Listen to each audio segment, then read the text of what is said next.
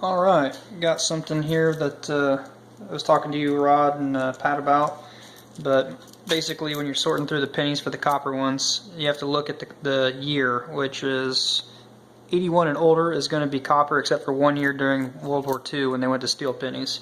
82 has both copper and zinc.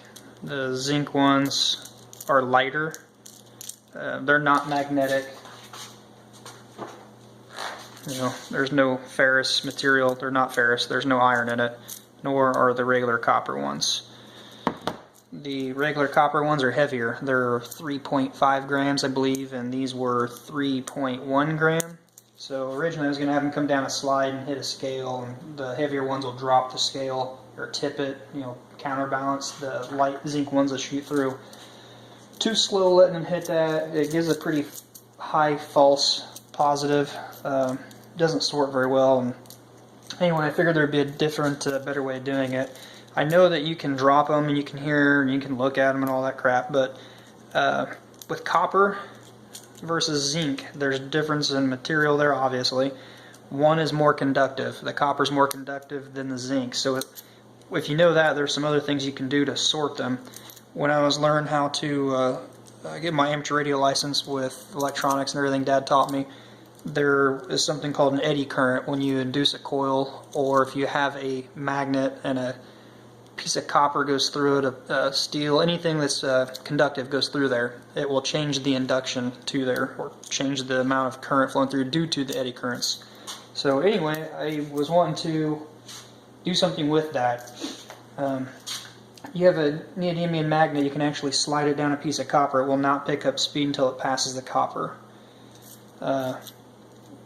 It's induction braking is what it's essentially called in doing. So anyway, I've got 10 copper pennies, 10 zinc pennies. I'm going to go ahead and mix them so I don't have to sort with my eye. Find the face of the penny, find the year, whatever. So my set is basically a aluminum rail from a door. I pulled the spongy strip, you know, like on a storm or in a door, the channel. Peeled that plasticky foam piece out. Took some neodymium and some ceramic magnets of various sorts I had on hand. It's not sticking to the aluminum, but I'm just sandwiching it between the force themselves around the channel. So there's a magnetic field through all this. So basically when the zinc one rolls through, goes right through, the copper comes through, and it will break more than the zinc because there's more conductivity to this, which has a greater effect on the induction process going on and the eddy currents.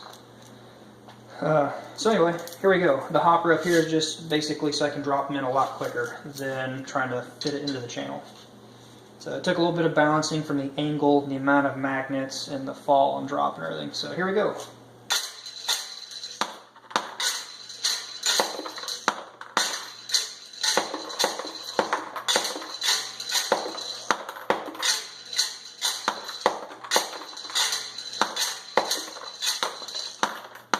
That's it. That's 20 pennies. Now if it's done right, I should have 10 copper ones.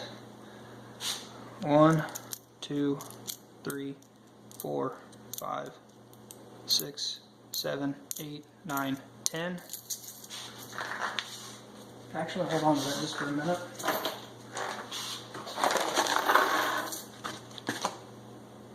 Means the other 10 zinc. 1, 2, 3, 4, 5, 6, 7, 8, 9, 10. So let's run that again one more time real quick. Actually, I'm going to do a little test here. So the zinc, right there, they are slowing down, but not as much. The copper definitely has a braking effect. So one thing you have to be careful.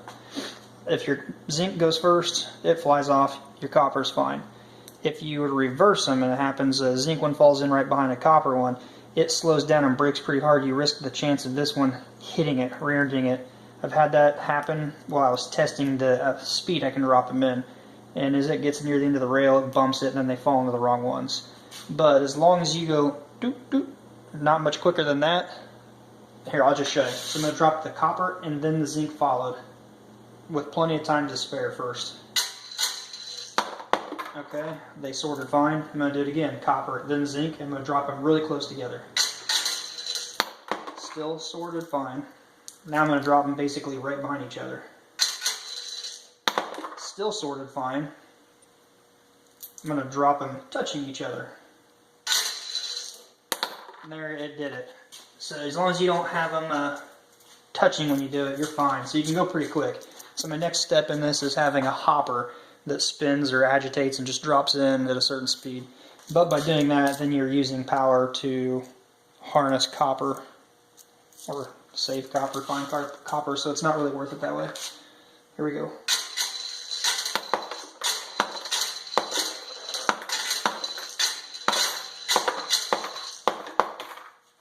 And that's my experiment.